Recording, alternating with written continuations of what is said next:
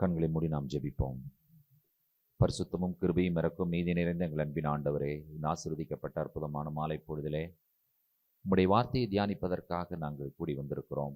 கர்த்தருடைய ஆவியானவர் இந்த மாலை வேளையில் எங்களோடு இடைப்படுவீராக, பேசுவீராக, எங்களுடைய செவிகளை திறப்பீராக, விருத்து சேதனம் உள்ளவைகளாக மாற்றுவீராக. எங்களுடைய இருதயம் தேவனுடைய வார்த்தை கேட்கும் பொழுது கொழுந்து விட்டு எரியட்டும். ஆண்டவரே தகப்பனே, நாங்கள் கேட்கிறவர்களாய் மட்டுமல்ல, அதன்படி செய்கிறவர்களாகவும் கர்த்தரங்களை மாற்றும்படியாய் ஜெபிக்கிறோம். துதி கனமையும் உமக்கே ஏறெடுக்கிறோம். இயேசு கிறிஸ்துவின் நாமத்தில் பிதாவே, ஆமென். எசேக்கியேல் புத்தகத்திலிருந்து தொடர் போதனைகளை நாம் கேட்டு வருகிறோம். இன்றைக்கு எசேக்கியேல் 10ஆம் அதிகாரத்தில் உள்ள காரியங்களை நாம் பார்ப்போம். ஏற்கனவே எசேக்கியேல் 9ஆம் அதிகாரத்தினுடைய கடைசியிலே எசேக்கியேல் ஒரு மன்றாட்டு ஜெபத்தை ஏறெடுக்கிறார் என்று சொல்லி 9ஆம் அதிகாரத்தினுடைய 8வது வசனத்தில் நாம் வாசிக்க கேட்டோம். திரும்பவுமாக எசேக்கியேல் 9ஆம் அதிகாரம் 8வது வசனத்தை வாசிக்க கேட்போம். அவர்கள் வெட்டி கொண்டு போகையில் நான் மாத்திரம் தனித்து முகம் குப்புற விழுந்து, ஆ கர்த்தராகிய ஆண்டவரே, தேவரீர் எருசலேமின் மேல் உமது உக்கிரத்தை ஊற்றுகையில் இஸ்ரவேலின் மீதியானவர்களை எல்லாம் அழிப்பீரோ என்று முறையிட்டேன். அவருடைய முறையிடுதல் மீதியானவர்களை அழிக்கக்கூடாது என்பதுதான் அவருடைய முறையிடுதல். பதில் எப்படி வருகிறது என்று சொல்லி பாருங்கள். 11வது வசனத்தில், இதோ சணல் நூல் அங்கி தரித்து தன் அறையில் மைக்கூட்டை வைத்திருக்கிற புருஷன் வந்து, நீர் எனக்கு கட்டளையிட்டபடியே செய்தேன் என்று காரியத்தை தெரிவித்தான். இப்ப நீங்க பாத்தீங்கன்னு சொன்னா ரெண்டு குரூப். ஒரு குரூப் மைக்கூடு வைத்திருக்கிற குரூப், இன்னொரு குரூப் பாத்தீங்கன்னு சொன்னா கத்தி வைத்திருக்கிற குரூப். கத்தி வைத்திருக்கிற குரூப் போறதுக்கு முன்னாலே ஆண்டவர் மைக்கூடு வைத்திருக்கிற குரூப் அனுப்பிட்டார். ஏன்னா இவர்கள் போய் அடையாளம் போட வேண்டும். மைக்கூடு வைத்திருக்கிற குரூப் போய் அடையாளம் போட்டதற்கு பிறகு கத்தி வைத்திருக்கிற குரூப் போகும்பொழுது அவர்கள் என்ன செய்வார்கள் என்று சொன்னால், அடையாளம் போடப்படாதவர்களை வெட்டுவார்கள். இப்ப நடந்தது என்னன்னு சொல்லி கேட்டீங்கன்னு சொன்னா, இவர் ஜெபிக்கிறார், மீதியானவர்களை அழிக்கக்கூடாது ஆண்டவரேன்னு சொல்லி. என்ன செய்தி வருகிறது என்று சொன்னால், கத்தி வச்சிருக்கிறவங்க ஒன்றும் செய்தி கொண்டு வரல. கொண்டு வந்தாங்களா? இல்லை. மைக்கூடு வச்சிருக்கிறவங்க தான் செய்தி கொண்டு வர்றாங்க. நீர் எனக்கு கட்டளையிட்டபடியே செய்தேன் அப்படின்னு என்ன அர்த்தம்? மீதியானவர்கள் காப்பாற்றப்பட்டார்கள், அவர்கள் மேலே அடையாளம் போடப்பட்டது, அவர்களுக்கு ஒன்றும் நிகழவில்லை என்கிற செய்தி வந்தது.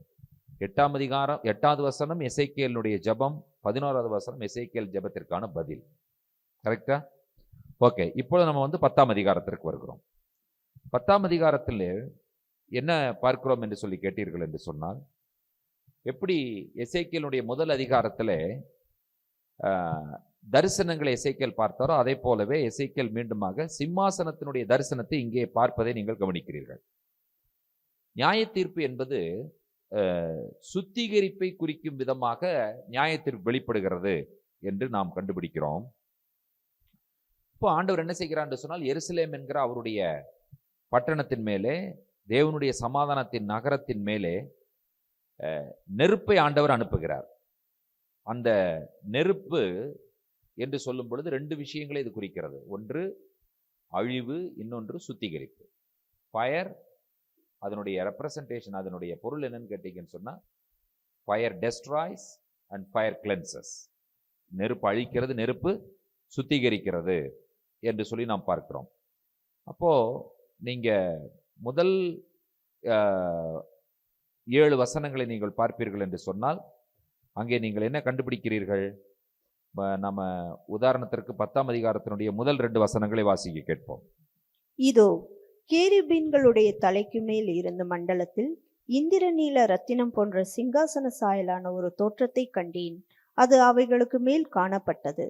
அவர் சணல் நூல் அங்கி தரித்திருந்த புருஷனை நோக்கி, நீ கேருபீனின் கீழ் இருக்கிற சக்கரங்களுக்கு நடுவிலே பிரவேசித்து கேருபீன்களின் நடுவே இருக்கிற அக்கினி தழலில் உன் கை நிறைய எடுத்து அதை நகரத்தின் மேல் இறை என்றார்.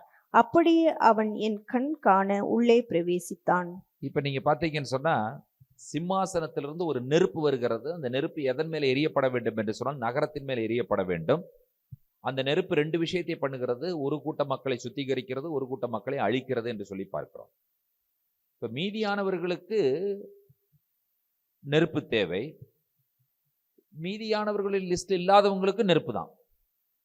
ஒரே நெருப்பு என்ன செய்கிறது என்று சொல்லி கேட்டீர்கள் என்று சொன்னால், ஒரு கூட்டத்தை சுத்திகரிக்கிறது, இன்னொரு கூட்டத்தை அழித்து விடுகிறதா இருக்கிறது. இதை நீங்க எதெங்கே வைத்து புரிந்து கொள்ளலாம் என்று சொன்னால், அனனியா மிஷாவேல் அசரியாவினுடைய அந்த நெருப்பு, தானியேல்ல இல்லையா, அவர்களை தூக்கி நெருப்புல போடுகிறார்கள். அந்த நெருப்பு இந்த 3 பேரையும் காப்பாற்றுகிறது. ஆனால் தூக்கி போட போனவனே என்ன செய்து விட்டது? அழித்து விட்டது என்று சொல்லி நாம் பார்க்கிறோம். ஆகினால எல்லாருக்கும் நெருப்பு இருக்கு. ஆனா அந்த நெருப்பு நம்ம என்ன செய்யும் அப்படிங்கிறது எதை பொறுத்து என்று சொன்னால், நம்முடைய வாழ்க்கையை பொறுத்து, நாம் வாழ்கிற வாழ்க்கை முறையை பொறுத்து அந்த நெருப்பு நமக்கு சுத்திகரிப்பின் நெருப்பாக இருக்குமா அல்லது அழிவின் நெருப்பாக இருக்குமா என்பதை யார் தீர்மானம் செய்ய வேண்டும் என்று சொன்னால், நாம் தான் தீர்மானம் செய்ய வேண்டியவர்களாய் காணப்படுகிறோம். இப்போ நீங்க 8வது வசனத்திலிருந்து நீங்க 17வது வசனத்து வரைக்கும் நீங்க படிச்சீங்கன்னு சொன்னா, அதிலே 2 விஷயங்கள் சொல்லப்பட்டிருக்கிறது. கேருபீன்களை பற்றி சொல்லப்பட்டிருக்கிறது, அடுத்தது சக்கரங்களை பற்றி சொல்லப்பட்டிருக்கிறதை நீங்கள் வாசிக்கலாம். இப்பொழுது 8வது வசனத்தையும் 9வது வசனத்தையும் வாசிக்க கேட்போம். எசேக்கியேல் 10ஆம் அதிகாரம் 8, 9 வசனங்கள். கேருபீன்களுடைய செட்டைகளின் கீழ் மனுஷர் கையின் சாயலானது காணப்பட்டது. ஆ, இதோ கேருபீன்கள் அண்டையில் 4 சக்கரங்கள் இருக்க கண்டேன். ம், ஒவ்வொரு கேருபின் அண்டையில் ஒவ்வொரு சக்கரம் இருந்தது. ஆ, சக்கரங்களின் தோற்றம் படிகப்பச்சை வருணம் போல் இருந்தது. அடுத்த வசனம். அவைகள் 4க்கும் ஒரே சாயலான ரூபம் இருந்தது. ம். சக்கரங்களின் நடுவிலே சக்கரம் இருக்குமா போல் காணப்பட்டது. ஓகே. இப்போ நீங்க எதை பார்க்குறீங்கன்னு சொன்னா, கேருபீன்களை குறித்து இங்கே நீங்கள் பார்க்கிறீர்கள். கேருபீன்களுடைய செட்டைகளின் கீழ் மனுஷர் கையின் சாயலானது காணப்பட்டது, கேருபீன்கள் அண்டையிலே சக்கரங்கள் காணப்பட்டது என்று சொல்லி நீங்கள் வாசிக்கிறீர்கள். அதாவது தேவனுடைய தூதர்களே 2 தூதர்கள் மிக முக்கியமானவர்கள். ஒன்று கேருபீன்கள், இன்னொன்று சேராபீன்கள் என்பதை நாம் அறிந்திருக்கிறோம். கேருபீன் பற்றிய விஷயங்களை நீங்கள் வேதாகமத்தினுடைய பல இடங்களிலே, ஆதியாகமம் தொடங்கி கடைசி வெளிப்படுத்தின விசேஷம் வரைக்கும் நீங்க கேருபீன்களை பற்றிய தகவல்களை நீங்கள் பார்க்க முடியும். கேருபீன் பற்றி தான் நிறைய சொல்லப்பட்டிருக்கிறது இல்லையா? சேராபீனை பற்றி நாம் ஒரே ஒரு இடத்துல ஏசாயா தீர்க்கதரிசன புஸ்தகத்துல மட்டும்தான் நாம் படிக்கிறோம். இப்போ கேருபீனுக்கும் சேராபீனுக்கும் உள்ள வித்தியாசம் என்ன என்று சொல்லி நீங்கள் கேட்டால், தேவன் தம்முடைய நியாய தீர்ப்பை வெளிப்படுத்த விரும்பும் பொழுதெல்லாம் எதை அனுப்புகிறார் என்று சொன்னால் கேருபீன்களை அனுப்புகிறார். தேவன் தம்முடைய இரக்கத்தை வெளிப்படுத்த விரும்பும் பொழுதெல்லாம் கர்த்தர் சேராபீன்களை அனுப்புகிறார். தேவனிடத்திலே நியாய தீர்ப்பு உண்டு, தேவனிடத்திலே இரக்கம் உண்டு என்பதை இந்த 2 தூதர்களும் நமக்கு சொல்லுகிறவர்களாய் காணப்படுகிறார்கள். அதனால்தான் ஏதேன் தோட்டத்திலே ஆண்டவர் கேருபீனை வைத்தார். ஆதாமும் ஏவாளும் புரிந்து கொண்டார்கள் தேவனுடைய நியாய தீர்ப்பு நம்ம மேல வந்திருக்கிறது என்று சொல்லி. அடுத்தபடியாக இந்த கேருபீனை கர்த்தர் மகா பரிசுத்த ஸ்தலத்தில் இருக்கிறதான உடன்படிக்கை பெட்டியின் மேலே வைக்க சொன்னார். அப்பொழுது அந்த உடன்படிக்கை பெட்டி, கேருபீன் உட்கார்ந்திருக்கிற உடன்படிக்கை பெட்டிக்கு பேர் என்னன்னு கேட்டீங்கன்னு சொன்னா, மெர்சி சீட், கிருபை ஆசனம் என்று பெயர். கிருபாசனத்தின் மேல நியாய தீர்ப்பு. அப்போ எப்போ ஆண்டவர் பேசினாலும் இந்த 2 கேருபீன்கள் நடுவிலிருந்து ஆண்டவர் பேசுகிறார். 2 கேருபீன்கள் நியாய தீர்ப்பை குறிக்கிறது. நடுவிலிருந்து பேசுகிற ஆண்டவர் நியாய தீர்ப்பை வழங்குகிற கிருபையுள்ள ஆண்டவராய் இருக்கிறார் என்பதை நமக்கு அது புரிய வைக்கிறதாய் காணப்படுகிறது. சேராபீன் எப்பொழுதுமே இரக்கம்தான், அதுல நமக்கு எந்த மாற்று கருத்தும் இல்லவே இல்லை. அப்ப நீங்க கண்டுபிடிக்கிறது என்னன்னு கண்டுபிடிச்சீங்கன்னு சொன்னா, அங்கே காணப்படுகிற அந்த ஜீவராசிகள் கேருபீன்கள் என்று சொல்லி சொல்லப்பட்டிருக்கிறது. இந்த கேருபீன்களுடைய வேலை என்னன்னு சொல்லி கேட்டீங்கன்னு சொன்னா, தேவனுடைய பரிசுத்தத்தை பாதுகாப்பதுதான் இந்த கேருபீன்களுடைய வேலையாய் காணப்படுகிறது. சோ இந்த சக்கரங்களுக்கு கண்கள் இருக்கிறது என்று சொல்லி நாம் வாசிக்கிறோம். எந்த வசனத்துல சொல்லப்பட்டிருக்கிறது?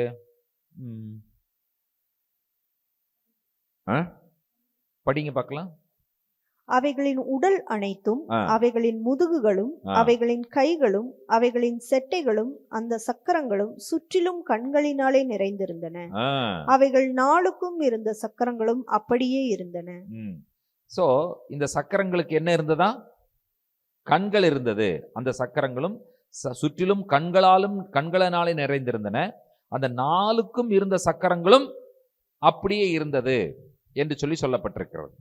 இப்ப 4 சென்று சொல்லும் பொழுது 4 திசைகளை குறிக்கிறதாக நாம் எடுத்துக்கொள்ளலாம். அதே சமயத்துல கண்கள் நிறைந்த அந்த சக்கரங்கள் என்று சொல்லும் பொழுது, கண் என்று சொல்லும் பொழுது ஒரு பார்வையை குறிக்கிறது. அந்த பார்வையினுடைய விஷயம் என்னன்னு கேட்டீங்கன்னு சொன்னா, மனிதன் பார்ப்பதன் மூலமாக பெற்றுக்கொள்ளுகிற அறிவை குறிக்கிறது.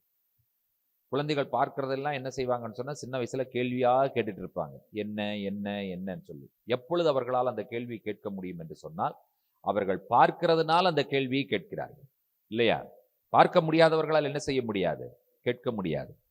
கண்களுடைய காரியம் எதை குறிக்கிறது என்று சொல்லி கேட்டீர்கள் என்று சொன்னால், தேவன் பரிபூர்ணமான அறிவை உடைய தேவன் என்பதை இந்த கண்கள் நமக்கு சொல்லுகிறது. ஸோ அப்போ இன்னைக்கு வந்து பார்த்தீங்கன்னு சொன்னா, மூன்றாவது கண் என்று சொல்லி ஒரு கண்ணை சொல்றாங்க, தேர்ட் ஐ. எது தேர்ட் ஐ அப்படின்னு கேட்டீங்கன்னு சொன்னா, CCTV cameras are called third eye அப்படிங்கிறாங்க. நம்ம எங்க இருந்தாலும் என்ன பண்ணீங்கன்னு சொல்லி பார்த்தீங்கன்னு சொன்னா, நம்ம பார்க்க முடியாத இடத்துல கூட சிசிடிவி கேமரா வச்சு நமக்கு வந்து ஒரு வெப்கேம், இன்டர்நெட் கனெக்ஷன் கொடுத்து நம்மளுடைய மொபைலை வச்சுட்டோம்னு சொன்னா, எந்த நேரத்தில் ஓப்பன் பண்ணாலும் நம்ம என்ன பண்ணலாம்னு சொன்னா, நம்ம அந்த இடத்த நம்ம என்ன பண்ணிக்கலாம், பார்த்து கொள்ளலாம். இப்போ என்ன பண்றாங்கன்னா, அதே ஹேக் பண்றாங்கங்கிறாங்க. இப்போ கேட்டா அதை என்ன பண்ணிக்கிறாங்களா, ஹேக் பண்ணி நம்ம பார்க்க வேண்டிய விஷயத்தெல்லாம் வேற ஒருத்தன் பார்த்துட்டு இருக்கிறான் அப்படிங்கிறாங்க. இப்போ இந்த சிசிடிவி கேமரா போடுறவங்களுடைய பிரச்சனை என்னன்னு கேட்டிங்கன்னு சொன்னால், அவங்க என்ன பண்ணணும்னு சொல்லி கேட்டிங்கன்னு சொன்னால், பாஸ்வேர்டெலாம் நமக்கு கொடுத்துட்டு அதுக்கப்புறம் என்ன பண்ணணும்னு சொன்னால், பாஸ்வேர்டை நம்ம சேஞ்ச் பண்ணணும். இல்லாவட்டில் என்ன பண்ணுவான்னு சொன்னால், அவனோட மொபைல்லையும் அதை ஓடிட்டே இருக்கும் இல்லையா? ஸோ இந்த கண் என்று சொல்லும் பொழுது, நாம் எந்த இடத்துல இருக்கிறோமோ நம்முடைய கண்களை திறந்து பார்க்கும் பொழுது நம்முடைய பார்வையில் இருப்பதெல்லாம் நம்முடைய பார்வைக்கு தெளிவாக காணப்படுகிற விஷயங்கள். அந்த கண்ணுக்கு தப்ப முடியாது, கண்களுக்கு என்ன செய்ய முடியாது, தப்ப முடியாது. இங்க என்ன சொல்லப்பட்டிருக்கிறது என்று சொன்னால், சக்கரங்கள் கண் என்று சொல்லும் பொழுது தேவனுடைய பார்வையிலிருந்து எந்த மனிதனும் தப்ப முடியாது என்கிற விஷயத்தையே நமக்கு சொல்லுகிறது. தேவன் எப்படி பார்க்கிறார் என்று சொன்னால், திரைகளுக்கு பின்னால கூட அவரால் பார்க்க முடியும் இல்லையா? நமக்கு அந்த செவுற்றுக்கு அந்த பக்கம் என்ன இருக்கிறதுங்கிற விஷயம் நம்மளால் பார்க்க முடியாது, நமக்கு தெரியாது. ஆனால் தேவனால் பார்க்க முடியும். எதுவுமே அவருடைய அறிவிலிருந்து தப்பிக்க முடியாது, அவருடைய கண்களிலிருந்து தப்பிக்க முடியாது என்பதை யாருக்கு புரிய வைக்கிறார் என்று சொன்னால், எசேக்கியேலுக்கு புரிய வைக்கிறார். எசேக்கியேல் இதை ஜனங்களுக்கு சொல்ல வேண்டியவராய் காணப்படுகிறார். அடுத்தது கர்த்தர் காண்பிக்கிறார் அடுத்த தரிசனத்தை நீங்கள் எசேக்கியேல் 10ஆம் அதிகாரம் 18 19 வசனங்களிலே வாசிக்க கேட்போம். கர்த்தருடைய மகிமை ஆலயத்தின் வாசற்படியை விட்டு புறப்பட்டு கேருபீன்களின் மேல் நின்றது. அப்பொழுது கேருபீன்கள் தங்கள் செட்டைகளை விரித்து என் கண் காண பூமியை விட்டு எழும்பின. அவைகள் புறப்படுகையில் சக்கரங்களும் அவைகளுக்கு சரியாய் சென்றன. கர்த்தருடைய ஆலயத்தின் கிழக்கு வாசலிலே போய் நிற்க இஸ்ரவேலின் தேவனுடைய மகிமை அவைகளின் மேல் உயர இருந்தது. சோ நீங்க பாத்தீங்கன்னு சொன்னா, ஒரு விஷயம் இங்கே சொல்லப்படுகிறது, அது ரொம்ப வேதனையான ஒரு விஷயமாய் காணப்படுகிறது. கர்த்தருடைய மகிமை ஆலயத்தை விட்டு புறப்பட்டுருச்சு, டிபார்ட்ஸ். எவ்வளவு வேதனையான ஒரு விஷயம் என்பதை யோசித்து பாருங்கள். இனி ஆலயத்திற்கு போனால் இவங்க வந்து 4 சவுத்துக்குள்ள இருக்கிற எல்லாமே இருக்கும், பலிபீடம் இருக்கும், வெண்கல தொட்டி இருக்கும், எல்லாமே இருக்கும். சரி, எல்லாமே இருந்து கர்த்தருடைய மகிமை இல்லாத ஒரு விஷயத்தை நீங்க என்ன பண்ணுவீங்க? யோசிச்சு பாருங்க பார்க்கலாம். கர்த்தருடைய மகிமை விலகினதற்கு பிறகும் இவர்கள் என்ன செய்வார்கள் என்று சொன்னால், அதே மாதிரி மகிமை இருக்கிற மாதிரி எல்லா விஷயத்தையும் பண்ணிட்டு இருப்பாங்க. ஆனா God is not present there. தேவன் அந்த இடத்துல அவர் இல்லை. ஆனால் பலி நடக்கும், ஆராதனை நடக்கும், மெனோராய் இருக்கும், எல்லாமே இருக்கும். நீங்க எங்கேயாவது வேதத்துல வந்து இந்த இடத்துல நீங்க வந்து பார்த்தீங்கன்னு சொன்னா, கர்த்தருடைய ஆலயத்தை விட்டு பலிபீடம் வெளியே போயிடுச்சுன்னு படிக்கிறீங்களா? வெண்கல தொட்டி அது நகர்ந்து வந்துருச்சுன்னு படிக்கிறோமா? எல்லா ஸ்ட்ரக்சரெல்லாம் அப்படிதான் இருக்கும். புல்பிட் இருக்கு, மைக் இருக்கு, பாஸ்டர் இருக்காரு, பாட்டு நடக்குது, கொயர் நடக்குது, கீபோர்டு இருக்குது, கிட்டார் இருக்கு, ஜனங்கள் இருக்கிறாங்க, கை தட்டுறாங்க, எல்லாம் பண்றாங்க. ஆனா என்ன இல்லை? கர்த்தர் இல்லை, அவ்வளவுதான். மற்றதெல்லாம் இருக்கத்தான் செய்யுது.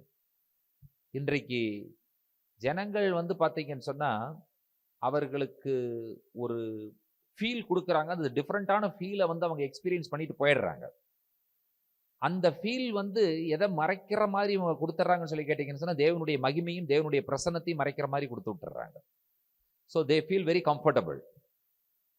அவங்களுக்கு என்ன புரியலின்னு கேட்டீங்கன்னு சொன்னா, பாட்டு அல்லேலூயா கர்த்தரை ஏகமாய் துதியுங்கள் தான், அதுல எந்த சந்தேகமும் கிடையாது இல்லையா? மறைமுகமாக எல்லா விஷயமும் நடைபெறுகிறது, ஆனால் தேவன் அங்கே இல்லை. இதுதான் இங்கே நடைபெறுகிற ஒரு வருத்தமான ஒரு விஷயம். எப்படி இருக்கிறது என்று சொல்லி கேட்டீர்கள் என்று சொன்னால், ஆலயம் இருக்கிறது, கட்டடங்கள் இருக்கிறது, அதே மாதிரி சிங்கிங், கொயரு, மியூசிக் சிஸ்டம் எல்லாம் பிரம்மாண்டமா இருக்கு. ஆனா யார் இல்லைன்னு கேட்டீங்கன்னா, கர்த்தர் இல்லாமல் இருக்கிறார், தெய்வீக பிரசன்னம் இல்லை. People should seek the presence of God instead of seeking some comfortable musics and comfortable systems அதை பார்க்கறதுக்கு அது இருக்கான்னு மக்கள் பார்க்கக்கூடாது. இன்னைக்கு நான் தேவனுடைய பிரசன்னத்தை என்னால் ஃபீல் பண்ண முடிந்ததா, தேவனுடைய மகிமையை என்னால் உணர முடிந்ததா என்கிறதான விஷயத்த வந்து மக்கள் வந்து அதில் சென்சிட்டிவாக இருக்கணும். இன்னைக்கு மக்கள் அதில் சென்சிட்டிவாக இருக்காங்கன்னு நினைக்கிறீங்களா நீங்கள்? There is no sense. ஏன்னா மற்றது எல்லாத்தையும் தான் பார்க்குறாங்க. அப்போ அவங்களுக்கு வந்து பார்த்தீங்கன்னு சொன்னால் அந்த ஸ்ட்ரக்சர் படி எல்லாம் நடக்குதா அப்படிங்கிறதான் பார்ப்பாங்க. அவர்களுக்கு அந்த ட்ரெடிஷன் என்கிற விஷயத்தில் அவர்கள் என்ன செய்ய மாட்டார்கள் என்று சொன்னால் மாற மாட்டார்கள். ஒரு கதை நீங்கள் கேள்விப்பட்டிருப்பீங்க. ஒரு சம்பவம் போல் இது நடந்ததாக சொல்லுவார்கள். ஆனால் எங்கே நடந்தது, எப்போ நடந்ததுன்னு கேட்காதீங்க, எனக்கு தெரியாது. நானும் கேட்டது தான் உங்கள்கிட்ட சொல்கிறேன். நான் இந்த பாரம்பரியங்கள் எவ்வாறு மனிதர்களை கட்டி வைத்திருக்கிறது என்பதற்கு ஒரு சம்பவம் சொல்லுவார்கள். ஒரு சர்ச்சு, அந்த சர்ச்சில் வந்து பார்த்தீங்கன்னு சொன்னால் ஒரு பிரசங்கியார், அவங்க இப்போ பண்ணால் அந்த டினாமினேஷன் என்ன பண்ணுவாங்க, டிரான்ஸ்ஃபர் கொடுப்பாங்க. ஒரு 5 வருஷத்துக்கு ஒருக்கா 6 வருஷத்துக்கு ஒருக்கா என்ன பண்ணுவாங்கன்னு சொன்னால், இந்த ஊர்லேருந்து நீங்கள் அடுத்த ஊருக்கு மாறுங்க அப்படின்னு சொல்லி டிரான்ஸ்ஃபர் கொடுப்பாங்க. அப்படிப்பட்ட ஒரு திருச்சபையில் ஒரு ஊழியர் புதிதாக டிரான்ஸ்ஃபர் ஆகி வந்திருக்கிறாரு. வரும்பொழுது அவர் வந்து பார்த்தீங்கன்னு சொன்னால் அவருடைய ஜாமானங்களை எல்லாம் கொண்டு வரும்பொழுது அவர் ஒரு பூனை வளர்த்தினார். பூனையும் கொண்டு வந்திருக்கிறார். இப்போ இந்த பூனை என்ன பண்ணுதுன்னு சொல்லி கேட்டிங்கன்னு சொன்னால், ஆராதனை சமயத்தில் வந்து இவர் கூட பெட்டாக இருக்கிறதுனால கூட வந்து புல்பீட்டில் வந்துடுது, உட்காந்துக்குது. அப்போ அந்த கோயிலில் அந்த இதில் வந்து அசிஸ்டண்ட்டாக இருக்கிறவர்கிட்ட அவர் சொல்லியிருக்கிறாரு, எப்போ ஞாயிற்றுக்கிழமை இந்த பூனை வந்து என்னை டிஸ்டர்ப் பண்ணுது, அதனால காலையில் ஆராதனை நடக்கிறதுக்கு முன்னால் வீட்டில் பூனை என்ன பண்ணின்னு சொன்னால் ஒரு கூடையை வச்சு கமுத்திடணும். பூனை வந்து பெல்ட் போட்டு கட்ட முடியாது இல்லையா? நாயினா என்ன பண்ணிடலாம், கழுத்தில் பெல்ட்டை போட்டு சங்கிலி வச்சு கட்டிடலாம். எங்கேயாவது பூனையை கட்டி வச்சிருக்க நீங்கள் பார்த்துருக்கீங்களா? நீங்கள் பூனையை கட்ட மாட்டாங்க, கட்டவும் முடியாது. ஆகில என்ன பண்ணும், பூனையை நைஸாக பிடிச்சிரு, காலையில் ஆனால் நைஸாக பிடிச்சி என்ன பண்ணுன்னு சொன்னால் ஒரு பெரிய கூடை வாங்கி கமுத்தி வச்சுரு. அப்புறம் ஞாயிற்றுக்கிழமை ஆராதனை முடிஞ்சதற்கு பிறகு அந்த கூடையை வந்து அந்த பூனையை திறந்து விட்டுரு, அது சுற்றிட்டு இருக்கட்டும், ஏன்னா அது டிஸ்டர்ப் பண்ணக்கூடாது. இப்போ இவர் என்ன பண்ணியிருக்காரு, 6 வருஷமா, ஒரு வருஷத்துக்கு 52 வாரம் இல்லையா, 6 வருஷமா தொடர்ந்து இவர் என்ன பண்ணியிருக்காருன்னு சொல்லி கேட்டீங்கன்னு சொன்னால், ஞாயிற்றுக்கிழமை காலையில் ஆனால் ஒரு பூனையை பிடிச்சி கமுத்திட்டு ஆராதனைக்கு வர்றது வழக்கம்.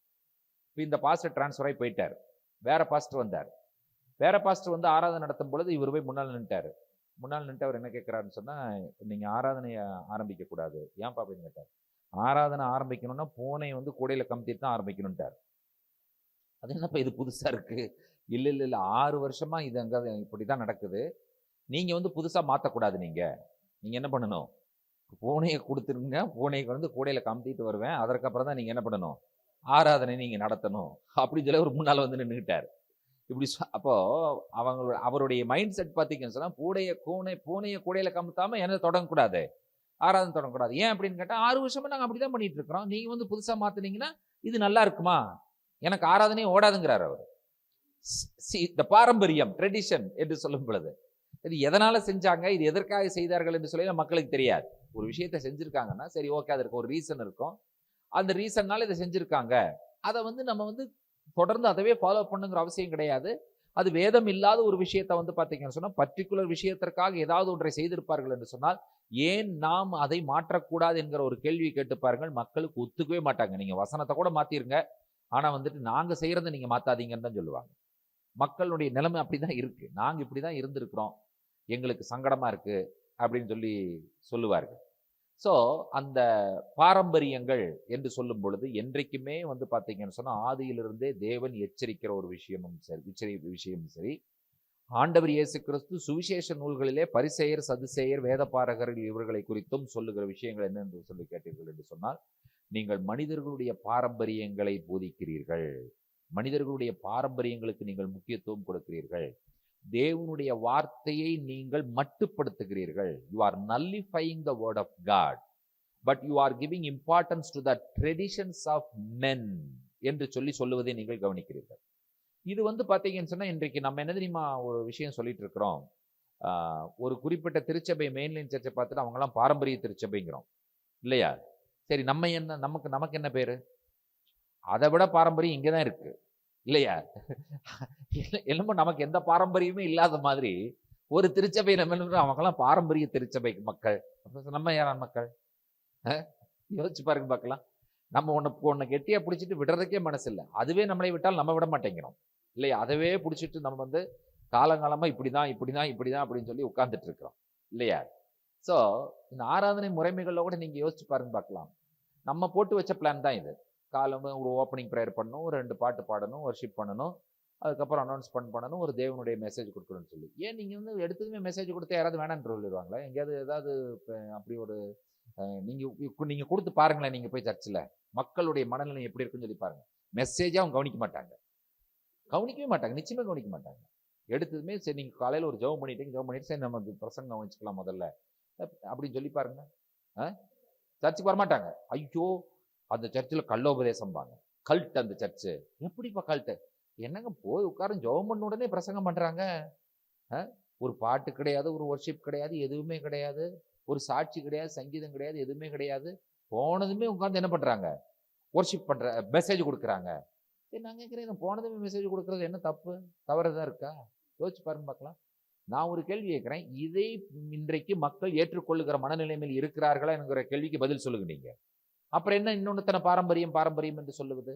நாமும் பாரம்பரியத்தில் தான் கட்டுப்பட்டு இருக்கிறோம், கட்டுண்டு இருக்கிறோம். ஆனால் நமக்கு ஒரு சென்ஸ் இருக்கணும். உண்மையாகவே நான் பாரம்பரியத்தை போதிக்கிறேனா, தேவனுடைய வார்த்தையை போதிக்கிறேனா என்கிற உணர்வு நமக்கு இருந்தால் அது போதுமானது. ஆராதனைக்கு இருக்கிற ஒழுங்கை நான் பின்பற்ற வேண்டும் என்று சொல்லி நான் பின்பற்றக்கூடாது என்று சொல்லி நான் சொல்லவில்லை. அந்த ஒழுங்கை பின்பற்றுங்க. ஆனால் ஒருவேளை சூழ்நிலை வருகிறது, சூழ்நிலை வரும் பொழுது நாம் அதை மாற்ற முயற்சிக்கிறோம் என்று சொல்லும் பொழுது மக்கள் அதை எப்படி இழுத்துக்கொள்ளுகிறார்கள் என்பதுதான் நமக்கு முக்கியமான விஷயம் இல்லையா? நம்ம சில சமயம் வந்து பார்த்தீங்கன்னு சொன்னா, நம்ம ஒரு கம்ப்ளீட்டா ஒரு ஆராதனை முழுவதுமே 2 மணி நேரம் தேவனுடைய வார்த்தையை நாம் தியானித்து முடிக்கிறோம் என்று சொன்னால் அதுல எந்த தவறும் இல்லை. ஏதாவது தவறு இருக்கா?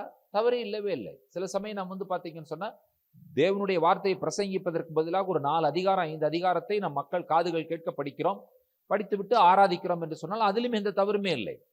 இப்படியே தான் நம்ம பண்ணணும் அப்படிங்கிற மாதிரி எந்த ஒரு வரைமுறைகளும் நமக்கு வேதாகமத்தில் கொடுக்கப்படவில்லை.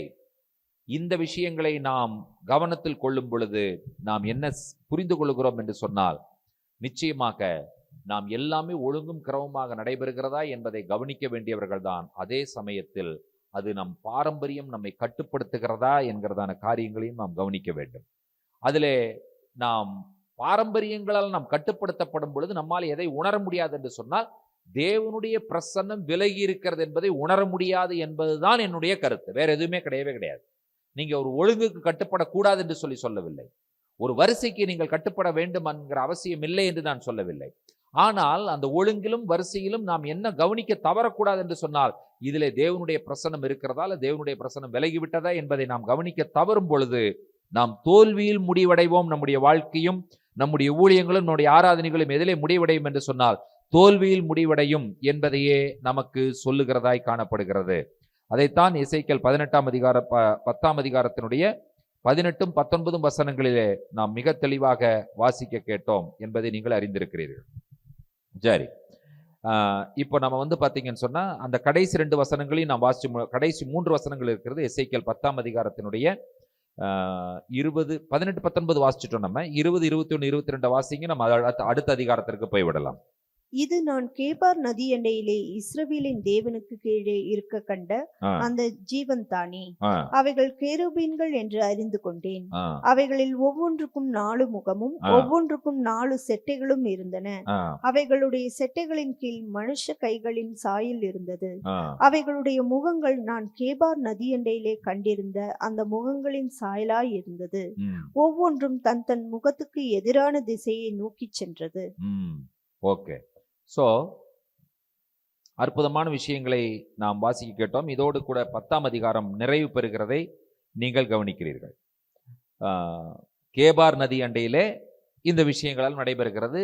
1ஆம் அதிகாரத்திலும் 10ஆம் அதிகாரத்திலும் நடைபெற்ற விஷயங்கள் தரிசனங்களை பார்க்கும் பொழுது 1ஆம் அதிகாரத்திலும் இவர் கேபார் நதி அண்டையில் தான் இருக்கிறார். 10ஆம் அதிகாரத்திலும் இவர் எங்கே தான் இருக்கிறார்? கேபார் நதி அண்டையிலே தான் அவர் காணப்படுகிறார் என்பதை நாம் அறிந்திருக்கிறோம். இப்பொழுது நாம் 11ஆம் அதிகாரத்திற்கு நிறைய வரலாம். இந்த 11ஆம் அதிகாரத்தை நீங்கள் பார்ப்பீர்கள் என்று சொன்னால், தேவனுடைய காரியங்களுக்கு எதிராக செயல்பட்ட தலைவர்களுக்கு ஆண்டவர் நியாய தீர்ப்பை கொடுக்கிறார் என்பதுதான் 11ஆம் அதிகாரத்தினுடைய முதல் 13 வசனங்கள் நமக்கு சொல்லுகிற விஷயங்கள். இப்பொழுது நீங்கள் 1வது வசனத்தையும் 2வது வசனத்தையும் வாசிக்க கேட்கலாம். எசேக்கியேல் 11ஆம் அதிகாரம் 1 2 வசனங்கள். பின்பு ஆவியானவர் என்னை எடுத்து என்னை கர்த்தருடைய ஆலயத்தின் கிழக்கு முகமாய் இருக்கிற வாசலுக்கு கொண்டு போனார். இதோ அந்த வாசலின் நடையில் 25 புருஷர் இருந்தார்கள். ம். அவர்களின் நடுவே ஜனத்தின் பிரபுக்களாகிய அசூரின் குமாரனாகிய யசனியாவையும் பெனாயாவின் குமாரனாகிய பெலத்தியாவையும் கண்டேன். ம். அப்பொழுது அவர் என்னை நோக்கி, மனுபுத்திரனே, ம். இவர்கள் இந்த நகரத்திலே அக்கிரமமான நினைவுகளை நினைத்து துர்ஆலோசனை சொல்லுகிற மனுஷர். சோ எத்தனை பேர் மொத்தம்? 25 பேர். இது 25 பேரும் என்ன செஞ்சு எங்க இருக்கிறாங்க? ஆலயத்தின் கிழக்கு முகமாய் இருக்கிற வாசலுக்கு போகும் பொழுது அந்த வாசலின் நடையில் அவர்கள் என்ன செய்து கொண்டிருக்கிறார்கள்? 25 பேர் இருந்து கொண்டிருக்கிறார்கள். இந்த 25 பேரும் என்ன செய்கிறார்கள்? அக்கிரமமான நினைவுகளை நினைத்து என் மக்களுக்கு என்ன ஆலோசனை சொல்லுகிறவர்கள்? துராலோசனை, கெட்ட ஆலோசனை, மக்களுக்கு பொய்யான தகவல்களையும் ஆலோசனைகளையும் கொடுத்து கொண்டிருக்கிற தலைவர்கள். மொத்தம் 25 பேரை அவர் பார்க்கிறார். சோ நடந்தது என்னன்னு சொல்லி கேட்டீங்கன்னு சொன்னா, அந்த நகரம் நியாய தீர்ப்பின் நகரமாக அவர்களுக்கு மாறுகிறது. யார் மேல நியாய தீர்ப்பு வரும் என்று சொல்லி கேட்டீர்கள் என்று சொன்னால், மிஸ்லீடிங் பண்றவன், மிஸ்கைட் பண்ணுகிறவர்கள். அது எவ்வளவு பெரிய மோசமான விஷயம் தெரியுமா? யோசிச்சு பாருங்க பார்க்கலாம். அந்த காலத்துல சொல்லுவாங்க, இந்த மாட்டு வண்டி இருக்குல்ல, மாட்டு வண்டியில சந்தைக்கு ஜாமானம் எடுத்துட்டு போவாங்க. எடுத்துட்டு போகும் பொழுது நீங்க பார்த்தீங்கன்னு சொன்னா, அது நைட்டெல்லாம் இவங்க வந்து அடுத்த நாள் விடிய காத்தால சந்தை, மார்க்கெட் சந்தை கூடுவாங்க. ஒரு வார சந்தை உங்களுக்கு தெரியும்னு நினைக்கிறேன். அப்போ அந்த காலத்துல வேற எதுலையும் ஜாமான் எடுத்துட்டு போக முடியாது. இவர்கள் விவசாய தோட்டத்துல விளைந்த காய்கறிகள், அப்புறம் கோதுமை, தானியங்கள், பழ வகைகள் இதெல்லாம் வண்டியில கட்டிட்டு மாட்டு வண்டியில ஏத்திட்டு என்ன பண்ணுவாங்கன்னு சொல்லி கேட்டீங்கன்னு சொன்னா, மாட்டு வண்டியில ஏத்திட்டு போவாங்க. போகும்பொழுது வந்து பாத்தீங்கன்னா, இந்த மாடுகளும் லைனா போகும்பொழுது இவங்க என்ன பண்ணிடுவாங்கன்னு சொல்லி பாத்தீங்கன்னு சொன்னா, அந்த மாடு பழக்கப்பட்ட மாடா இருக்கிறபடினால அது நேரா நைட்டு எல்லாம் டிராவல் பண்ணி காலையில் போய் சந்தைக்கு நேரா சேர்ந்துடும். இதுல எவனாவது வேண்டாதவன், அவங்களுக்கு பிடிக்காதவன் இருந்து என்ன பண்ணுவான்னு சொல்லி கேட்டீங்கன்னு சொன்னா, இவன் நல்லா தூங்கிட்டு இருக்கும் பொழுது மாடை என்ன பண்ணிடுவான்னு சொல்லி கேட்டீங்கன்னு சொன்னா, ஒரு மாட்டை திருப்பி விட்டுருவான், டைரக்ஷனை திருப்பிடுவான். வேற ரோட்ல, இந்த ரோட்ல போயிட்டு இருக்கணும், லெஃப்ட்ல திருப்பி விட்டுருவான். திருப்பிடும் பொழுது என்ன பண்ணணும்னு சொன்னா, அந்த மாடு ஒரு வண்டி திரும்பிச்சுன்னு சொன்னா எல்லா வண்டியும் திரும்பிடும். அப்படியே திரும்பிடும். இவங்க காலையில் எந்திரிச்சு பார்ப்பாங்க, சந்தைக்கு வந்திருக்கிறோன்னு பார்த்தா அந்த மாடு எங்கேயாவது நின்றுட்டு இருக்கும், அவங்களுக்கே தெரியாது. நீங்க யோசிச்சு பாருங்க, இது எவ்வளவு மோசமான ஒரு விஷயம் என்பதை யோசித்து பாருங்க. அவன் காலையில் என்ன நினைச்சிருப்பான்? சந்தைக்கு போவோம், ஜாமான்களை இறக்கி வச்சு வியாபாரம் பண்ணி அதை பணமாக்கி திரும்பவுமாக்க நான் மாலையில வந்து திரும்ப வண்டி கட்டி ஏறினா அது விடிய டிராவல் பண்ணி காலையில் கொண்டு வந்து என்ன செஞ்சுன்னா அந்த ஊர் சேர்ந்துடும். ஆனா இந்த மாடு எங்க போய் நிக்குது? இப்ப அந்த மனிதன் மேல நியாய தீர்ப்பு எப்படி வரும் என்று யோசித்து பாருங்க. உங்கள்கிட்ட ஒரு ஆலோசனை கேட்டு வர்றாங்க, அவனை நல்வழிப்படுத்துறதுக்கு பதிலாக சில விஷயங்களை, மோசமான விஷயங்களை சொல்லும் பொழுது அவனுடைய வாழ்க்கை எவ்வளவு நிர்கதியாய் முடியும் என்பதை யோசித்து பாருங்க. நல்வழிப்படுத்தணும், அவங்களுக்கு நல்ல ஆலோசனைகளை சொல்லணும். இதுல பிரசங்கிமார்கள் ரொம்ப உன்னிப்பாய் கவனிக்க வேண்டிய விஷயம், இந்த வசனங்களை எடுத்து தனக்கு சாதகமான விஷயங்களாக இவர்கள் மாற்றி பிரசங்கம் பண்ணும் பொழுது மக்களை நல்வழிப்படுத்துவார்களா அல்லது மக்களுக்கு வேற வழி காட்டுவாங்களா? யோசிச்சு பாருங்க. சரி, அதோட நியாய தீர்ப்பு யார் சுமக்கணும்? பிரசங்கிமார் தான் சுமக்கணும். இதை யாரு உணர்றதில்லைன்னு கேட்டீங்கன்னா, பிரசங்கிமார் உணர்றதே கிடையவே கிடையாது. அதாவது வந்து நீங்க சொல்ற ஆலோசனையை பார்த்தீங்கன்னு சொன்னா, ஒருவேளை அவனுக்கு பிடிக்காமல் இருக்கலாம், அவனுக்கு பிடிக்காது. அது அவன் என்ன நினைச்சிட்டு வருவான்னு சொல்லி கேட்டீங்கன்னு சொன்னா, நான் என்ன விரும்புறேனோ அதை வந்து இவர் வந்து எனக்கு கைடன்ஸ் கொடுத்து, கவுன்சிலிங் கொடுத்து இதுபடி செய்ய அப்படின்னு சொல்லி நினைச்சிட்டு வருவான். அதாவது ஒரு கான்ஃபரன்ஸ் நடக்குது, ரப்பாய் ஜஸ்டின் எல்வெல் அந்த கான்ஃபரன்ஸ்ல உட்காந்து கொஸ்டின் ஆன்சருக்கு பதில் சொல்லிட்டு இருக்காரு. ஒரு கொஸ்டின் கேட்டாங்கன்னா அந்த கொஸ்டினுக்கு பதில் சொல்லிட்டு இருக்காரு. ஒருத்தர் வந்து ஒரு கேள்வி கேட்கிறாரு. கேள்வி கேட்டுட்டு இதுதான் அதுக்கு ஆன்சர் அப்படின்னு அந்த கேள்விக்கு அவரே இதுதானே ஆன்சர்னு சொல்றாரு. அப்ப அவர் என்ன தெரியுமா சொல்றாரு? நீ கொஸ்டின் கேட்குறீங்க, நீங்க என்ன ஆன்சர் விரும்புறீங்களோ அதை நான் சொல்லணும்னு எதிர்பார்க்குறீங்க, அது என்னால சொல்ல முடியாதுன்ட்டார் அவர். அவன் என்ன நினைக்கிறான்னு சொன்னா, ஒரு ரபாயிட்டு இருந்து ஒரு ஆத்தன்டிகேஷனான ஒரு ஆன்சரை நம்ம வாங்கிட்டோம்னு சொன்னா அதை வச்சுட்டு நம்ம என்ன பண்ணிக்கலாம்னு சொன்னா, பாரு நான் அவர்கிட்ட கேள்வி கேட்டா அவர் இதுதான் பதில் சொன்னான்னு சொல்லிடலாம்னு சொல்லி அவன் நினைச்சிட்டு வந்து கேள்வி கேட்கிறான். அவர் என்ன சொல்றாருன்னு சொன்னா, நீ கேள்வி கேட்டுட்டு நீ விரும்புற பதில நான் சொல்லணும்னு சொன்னா நீ என்கிட்ட கேள்வி கேட்கணுங்கிற அவசியமே கிடையாது, நான் அப்படி ஆன்சர் பண்ண முடியாது, தெளிவா சொல்லிட்டார். இன்னைக்கு மக்களுடைய நிலைமையும் அதுதான் இல்லையா? அவங்க சிலர் வந்து என்ன பண்ணுவோம், ஒரு பையன் வருவான், நான் வந்து ஒரு பெண்ணை விரும்புறேன்ட்டு வருவான். நம்ம என்ன சொல்லுவோம்னு சொல்லி கேட்டீங்கன்னு சொன்னா, அதை கல்யாணம் பண்ணுங்கிற எண்ணத்தோட அவன் வருவான். ஆனா நமக்கு வந்து அதனுடைய நிறை குறைகளை நாம் சொல்லி இது தேவையில்லை என்கிற முடிவுக்கு நான் வந்தா நம்ம ஏத்துக்கவே மாட்டான். ஒரு உதாரணத்துக்கு சொல்லுகிறேன் நான். அதே போல கல்வி, அதே போல திருமணம், அதே போல வாழ்க்கை, அதே போல ஒரு வீடு வாங்குவது, இதெல்லாம் வந்து பாத்தீங்கன்னா நம்ம ஆலோசனை சொல்றோம்னு வச்சுக்கோங்களேன், அவங்க என்ன தெரியுமா சொல்லுவாங்க, நம்ம வாங்குறது இவங்க பிடிக்கல போல தெரியுது அப்படின்ட்டு போயிடுவாங்க. நம்ம மேல பொறாம என்று சொல்லுவார்கள். சோ இந்த மாதிரி வசை சொல்களை கேட்பதற்கும் யார் தயாராக இருக்க வேண்டும் என்று சொன்னால், ஆலோசனை சொல்லுகிற ஆலோசனைக்காரர்கள் தயாராகத்தான் இருக்க வேண்டும். அவங்களை ப்ளீஸ் பண்ற மாதிரி தான் நம்ம பேசி முடிக்கிறோம் அப்படின்னு சொல்லும் பொழுது நம்ம என்ன பண்ணிடுறோம்னு சொல்லி கேட்டீங்கன்னு சொன்னா, நியாய தீர்ப்பை நம்ம வாங்கிக்கிறோம். நியாய தீர்ப்பை என்ன சொன்னா நம்ம வாங்கக்கூடாது, நியாய தீர்ப்பை அவங்ககிட்ட விட்டுறணும். உனக்கு ஒரு ஊழியக்காரனை கொடுத்தேன், உனக்கு ஒரு ஆலோசனைக்காரனை கொடுத்தேன், அவன் ஆலோசனை சொன்னான், நீ கேட்கவில்லை. அனுபவிக்க வேண்டியது யார்? நீ தான் அனுபவிக்க வேண்டும்.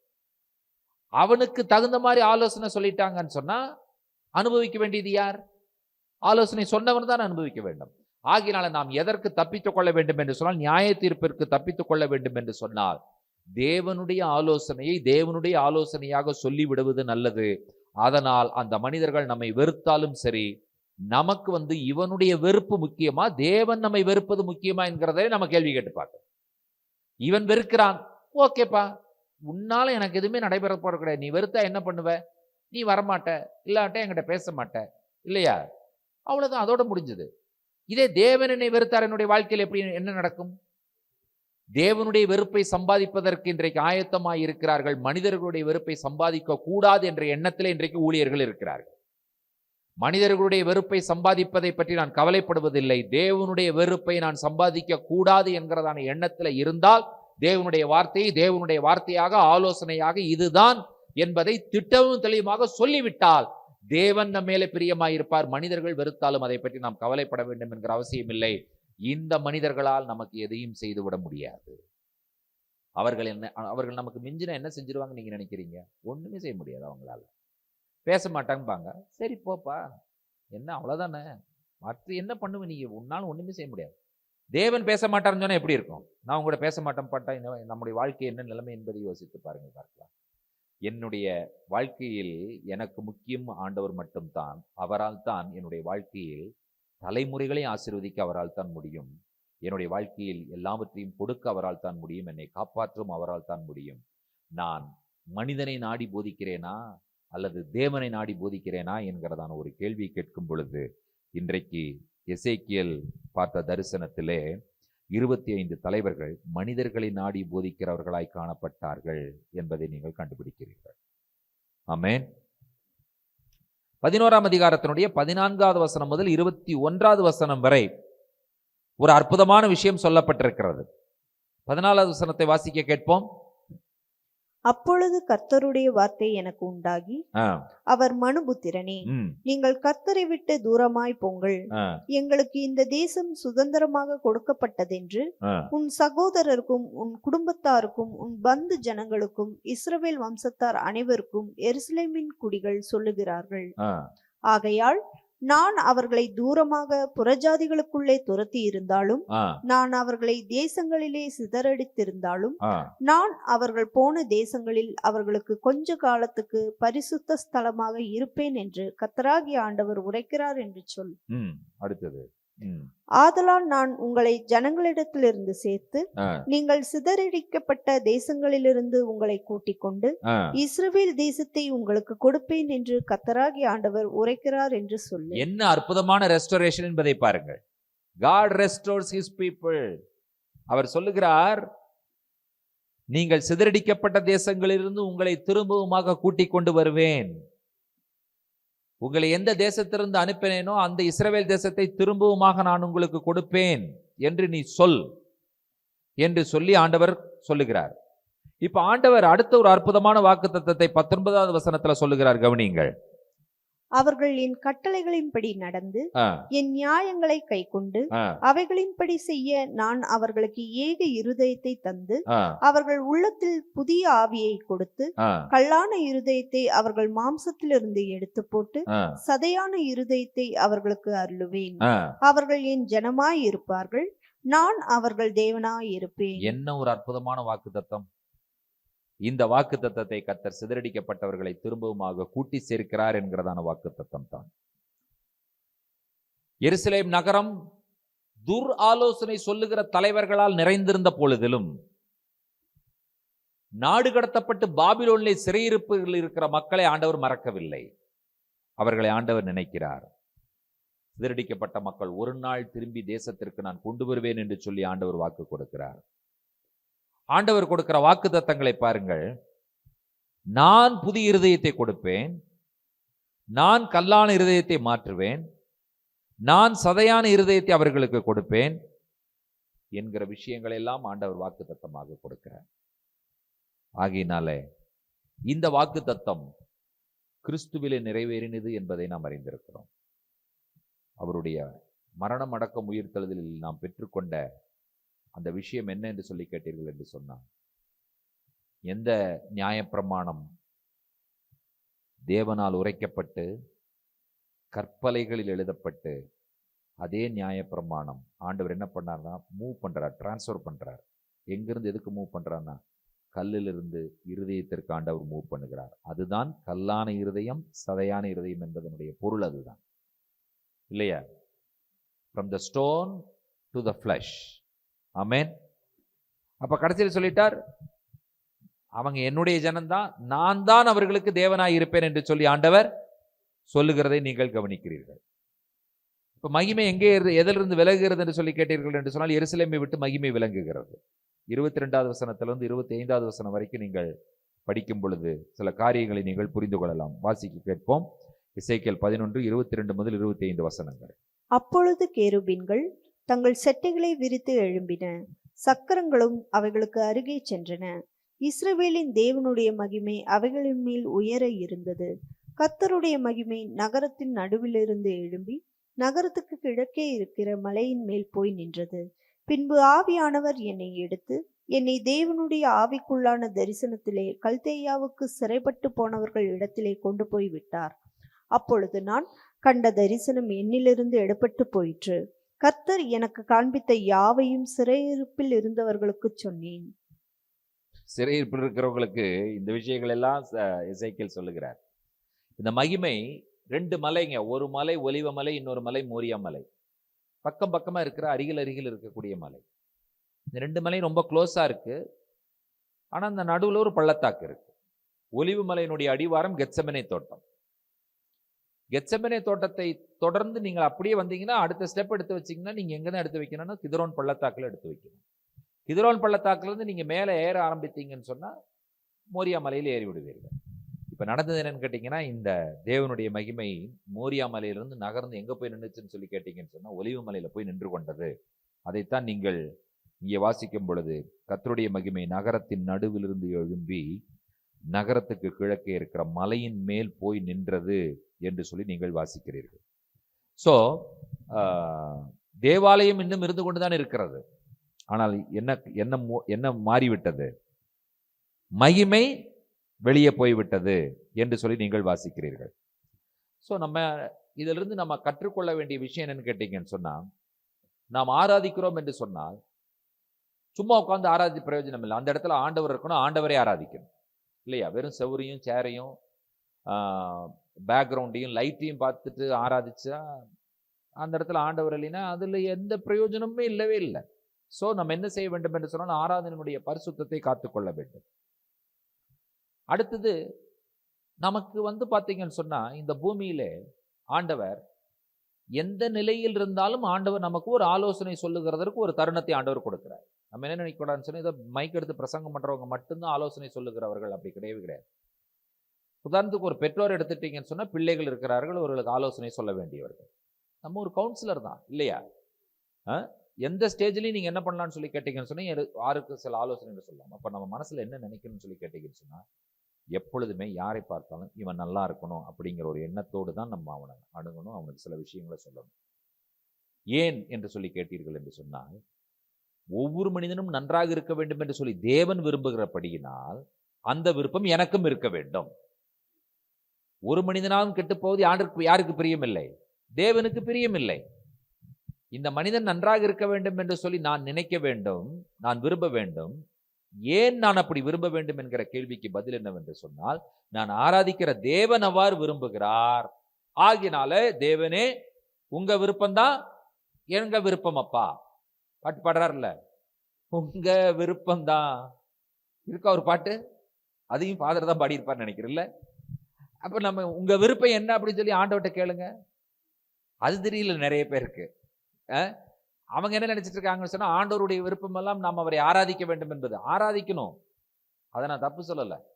ஆண்டவருடைய விருப்பம் என்னவென்று சொன்னால், இந்த பூமியில ஒரு மனிதனும் கெட்டு போகக்கூடாது என்பது ஆண்டவருடைய பல விருப்பங்களில் அதுவும் ஒன்று. அது பிரதானமான விருப்பம் என்று நான் நம்புகிறேன். அப்ப நான் என்ன செய்யணும்னு சொன்னா, உங்க விருப்பம்தான் என்னோட விருப்பம் அப்பா அப்படின்னு சொல்லி நம்ம பாடினா மட்டும் பத்தாது. சோ நம்ம என்ன செய்ய வேண்டும் என்று சொன்னால், நம்முடைய சரியான தலைமைத்துவம் நாம் வாழ்கிற சமுதாயத்தை நல்ல முறையில் வடிவமைக்கக்கூடியதாய் காணப்படுகிறது. அடுத்தது பார்த்தீங்கன்னு சொன்னா, நம்ம பாவத்தை சகித்து கொள்ளவே கூடாது. பாவம் குற்றம் என்று சொல்லி கண்டுபிடிக்கும் பொழுது அதை நம்ம சொல்லிடணும். திஸ் இஸ் சின், இதனை செய்யக்கூடாது என்று சொல்லி நாம் சொல்லிவிட வேண்டும். அடுத்தது பார்த்தீங்கன்னா, இந்த ரிலீஜியஸ் ஸ்ட்ரக்சர் இதுதான் அப்படிங்கிற மாதிரி ஒரு ஸ்ட்ரக்சர் வச்சிருப்பாங்க.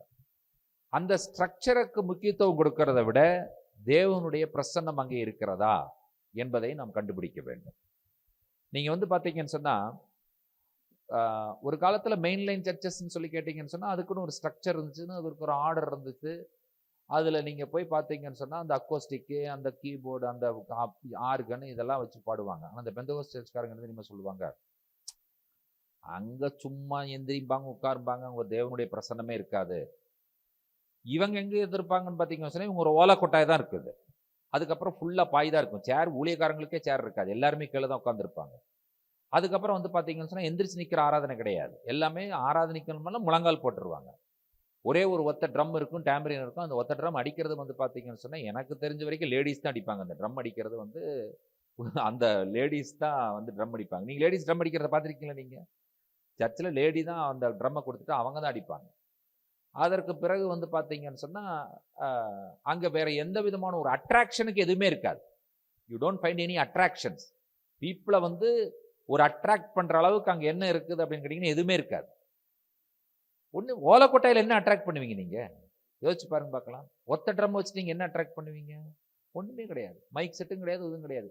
எவ்வளவு பெரிய கூட்டமா இருந்தாலும் கத்தி தான் பிரசங்கம் பண்ணணும், இல்லையா? அப்ப இவங்க என்ன தெரியுமா சொல்லுவாங்க, இங்க தேவனுடைய பிரசன்னம் இருக்கிறது, அங்க எல்லாமே இருக்கிறது, தேவனுடைய பிரசன்னம் இல்லை என்று சொல்லுவார்கள். இருக்குதா இல்லையாங்கிறது நான் அந்த டிபேட்டுக்கு வரல நான். சரி, அப்படி சொன்ன இவர்கள் இன்றைக்கு இவர்களுடைய நிலைமை என்னன்னு யோசிச்சு பாருங்க. நீங்க இங்க பிரசன்னம் இருக்கான்னு கேட்டா, இப்ப அங்க போயிருச்சுன்னு நினைக்கிறேன் நான். இந்த மலையிலிருந்து நாங்க நகர்ந்து எங்க போயிருச்சுன்னு கேட்டீங்கன்னா, கிழக்க போய் ஒலிவு மலையில தேவனுடைய பிரசன்னம் இருந்த மாதிரி, தம்பி உங்ககிட்ட இருந்து பார்த்தேன், வேலைக்கு ஆகல, அதனால நான் அங்க போயிறேன்னு சொல்லி பிரசன்னம் அங்க நகர்ந்துருச்சு போல தெரியுதுன்னு நான் ஃபீல் பண்றேன். நான் இப்ப தேவனுடைய பிரசன்னத்தை ஃபீல் பண்ண முடியறதே இல்லை.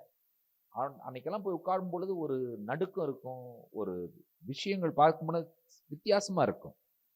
ஆகினால நாம் தேட வேண்டியது, நாட வேண்டியது, நாம் போனா நம்ம அந்த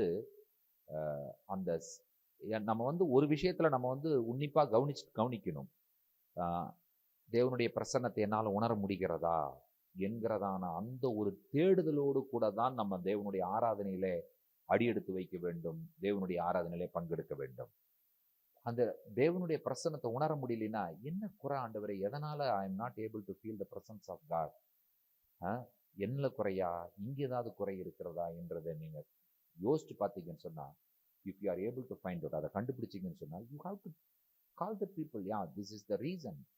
என்னால பிரசன்னத்தை அனுபவிக்க முடியல அப்படின்னு சொல்லும்போது வேற யாராவது சொல்லுவாங்க, ஆமா என்னால அதுவும் பண்ண முடியல அப்படின்னு சொல்லும் பொழுது நம்ம என்ன செய்யலாம் என்று சொன்னா, we can rectify. கடவுள் என்ன செய்யறாருன்னு சொன்னா, ஒரு தடவை போயிட்டா நான் திரும்பி வரமாட்டேன்னு சொல்லல, நான் திரும்பி வருவேன், நீ ரெக்டிஃபை பண்ணிட்டா திரும்பி வருவேன் என்று ஆண்டவர் சொல்லுகிறார். ஆமென். ஆகினால ஸ்ட்ரக்சர், இன்ஃப்ராஸ்ட்ரக்சர் இவைகளை காட்டிலும் நமக்கு மிக முக்கியமானது தேவனுடைய பிரசன்னம் என்பதை உணர்வோம். இன்றைக்கு மக்களை ஈர்க்க வேண்டும் என்கிற எண்ணத்தோடு நாம் செயல்படுவோம் என்று சொன்னால் தேவன் துக்கப்படுவார். தேவனை துக்கப்படுத்தி விட்டு நாம் ஒரு ஆராதனை நடத்துவதோ அல்லது மற்ற காரியங்களை செய்வதோ பிரசங்கம் பண்ணுவதில் எந்த பிரயோஜனம் இல்லை என்பதையே யார் நமக்கு சொல்லுகிறார் என்று சொன்னால் எசேக்கியேல் நமக்கு தெளிவாக சொல்லுகிறார். ஆகினாலே நாம் செய்ய வேண்டிய விஷயம் என்னவென்று சொல்லி கேட்டீர்கள் என்று சொன்னால், கடவுளுடைய பிரசன்னம் இல்லாத ஆலயம் எனக்கு தேவையில்லை. ஆகினாலே தேவன் திரும்பவுமாக என்னிடத்தில் திரும்பி வர வேண்டும். நான் வாழும் இந்த சரீரம் தேவனுடைய ஆலயம். இந்த ஆலயத்தில் தேவனுடைய பிரசன்னம் இருக்கிறதா என்கிற ஒரு கேள்வியை நீங்கள் கேட்க வேண்டும் என்கிற அந்த கேள்வியை முன்வைத்து இந்த தியானத்தை நாம் இன்றைக்கு நிறைவு செய்கிறோம். கண்களை மூடி நாம் ஜெபிப்போம்.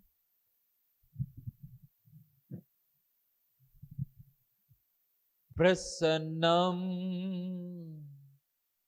பிரசன்னம் தேவ பிரசன்னம் பிரசன்னம்